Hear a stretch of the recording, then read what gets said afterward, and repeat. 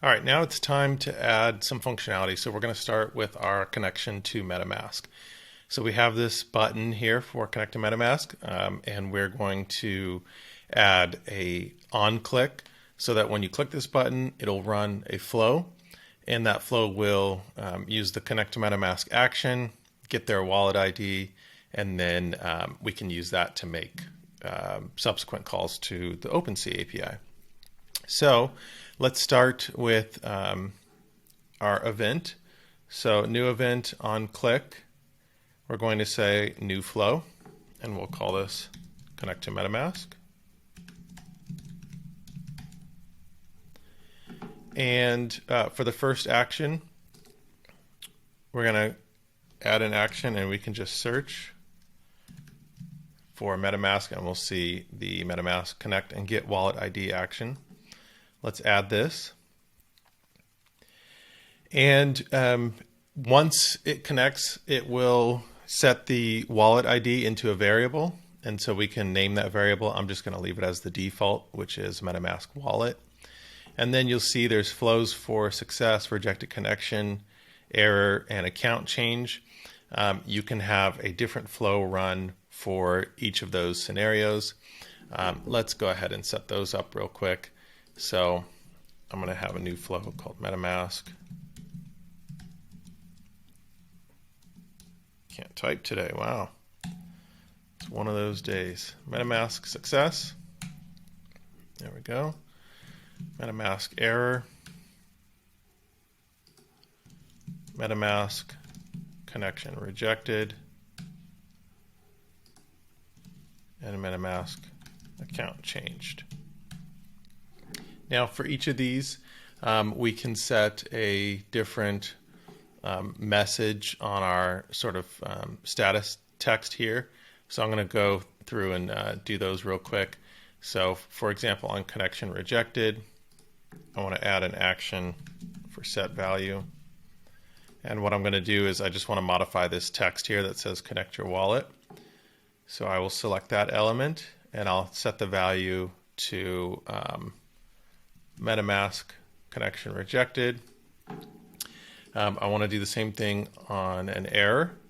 So I'm actually going to copy this flow, or I'm sorry, copy this action and go into MetaMask errors flow. I'll paste the action in, and instead of connection rejected on that one, we'll say error connecting to MetaMask. For account change, we can do something similar. So again, let's go into account change. Let's paste the same action, and let's change this to say MetaMask account changed. And then lastly, on success, we want to do something a little bit different on success. What I want to do is set the value of this button that says connect to MetaMask to actually show the wallet ID, but I want to, it's a long ID, and so I want to show just the first few characters and the last few characters of the wallet ID. So I will show you how to do that.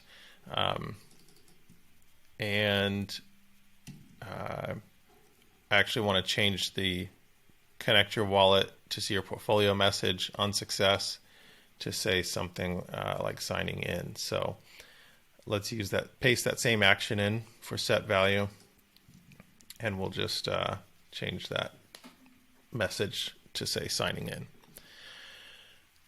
All right, so that's the first thing we'll do on success. Let's handle the wallet ID. So basically, we're going to add another action here for set value.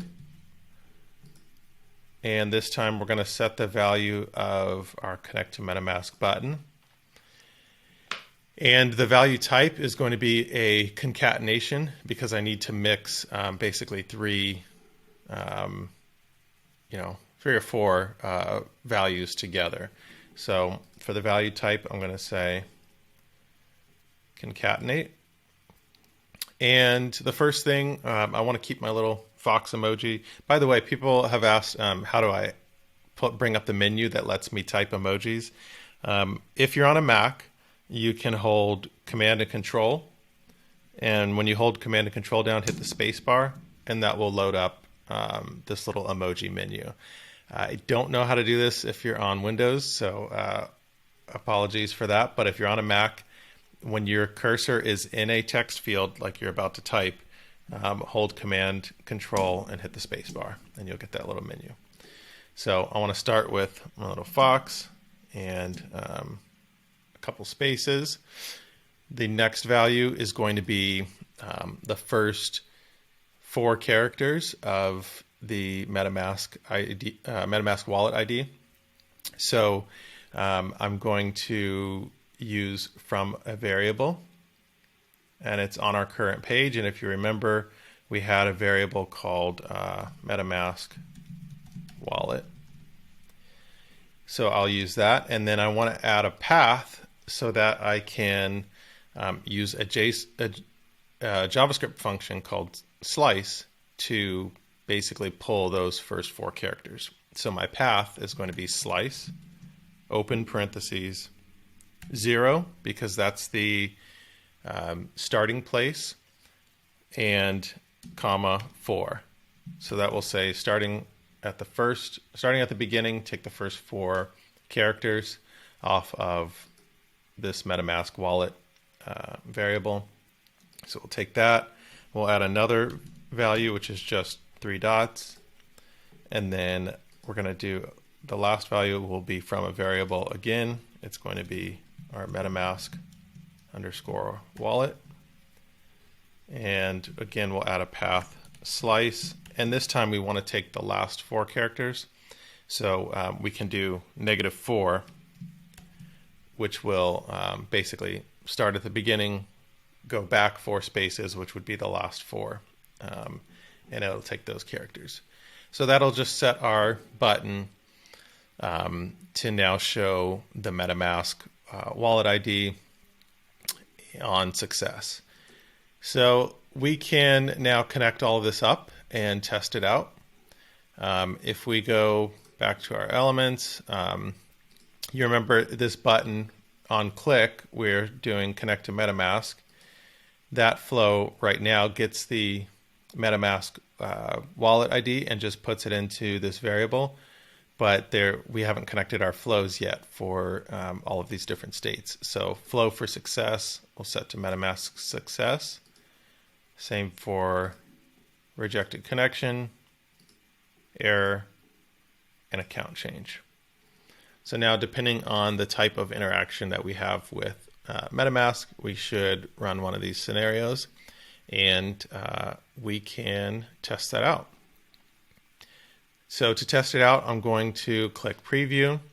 It's going to ask me to select a root page for my project, and I'm going to use my portfolio homepage. And then we can say set and open in live view. So this loads up. We see connect your wallet to see your portfolio. I'm going to hit connect to MetaMask. It's going to open up, ask me which account I want to connect to. I'll select this one and hit connect, and we can see we got our success message that says signing in. Our button changed to show the first few characters of our wallet and the last few characters, so we know all of that is working correctly. If we want to test some of the other scenarios, we can do that. So in MetaMask, if we open this extension, we can hit the connected with the green light, and it will show we have this account connected, and I can click the 3 dots and say disconnect from this account. You can see we got our account changed message, which is great. If I refresh, now that my wallet is disconnected, when I hit connect, it's going to ask me to connect again. And this time, if I hit cancel, it triggers the connection rejected message. So you can see how that changes the status message, and all of that works as we intended. So that's our Connect to MetaMask functionality. In the next lesson, we'll move on to connecting to OpenSea and loading our collections.